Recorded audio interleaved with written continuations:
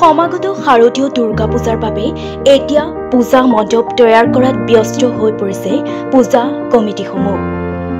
কোনোবাই যদি নিজৰ পূজাখন ব্যতিক্ৰম ৰূপত সজাব বিচাৰিছে, আন কোনোবাই আকৌ পূজা মণ্ডপৰ জৰিয়তে সমাজলৈ বাৰ্তা প্ৰেৰণ কৰাৰ কথা চিন্তা কৰিছে।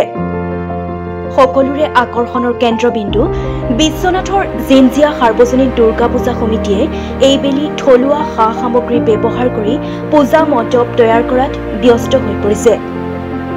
প্ৰাকৃতিকভাৱে সৃষ্টি হোৱা বাঁহ, বেত, খেৰ, টকৌপাত, মৰাপাতৰ ৰছী আদিৰে নিৰ্মাণ কৰি থকা হৈছে এই পূজা মণ্ডপটো।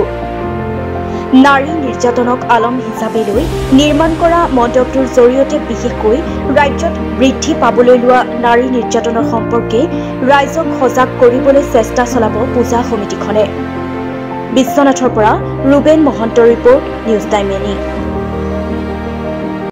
আধ্যাত্মিক দিশটো কেনেকুৱা ধৰণৰ হ'ব? মহালয়াৰ পৰা বা ডেকৰেশ্যনে হওক বা পূজা পাতলখিনি কেনেকুৱা ধৰণে কৰা হ'ব কি জনাব? নমস্কাৰ, আমি যিমান দূৰ পাৰোঁ ভালকৈ কৰিম বুলি আশা কৰিছোঁ আৰু গোটেই ব্যৱস্থা আমি লৈ কিনে আগবাঢ়ি আছোঁ। কি ব্যৱস্থা অকণ জনাওকচোন।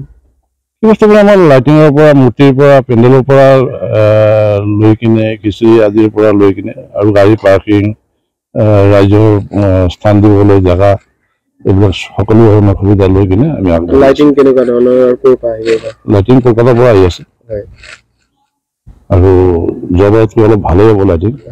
তেনেকুৱা মানে যোৱাবাৰ যেনেকুৱা হৈছিলে তাতকৈ অলপ উন্নত হ'ব।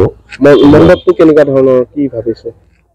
মণ্ডপটো এতিয়া মণ্ডপটো যিটো যোৱাবাৰ কৰিছে তাতকৈতো ভাল হ'ব বুলি আশা কৰিছোঁ। থিম লৈ কেনেকুৱা ধৰণে আগবাঢ়িছে? নাৰীৰ বিষয় লৈ এইবিলাক দিছে আৰু আমিতো এতিয়ালৈকে পেণ্ডেল গঢ়ি অহা নাই, গঢ়ি আহিলে ক'ব পাৰিম।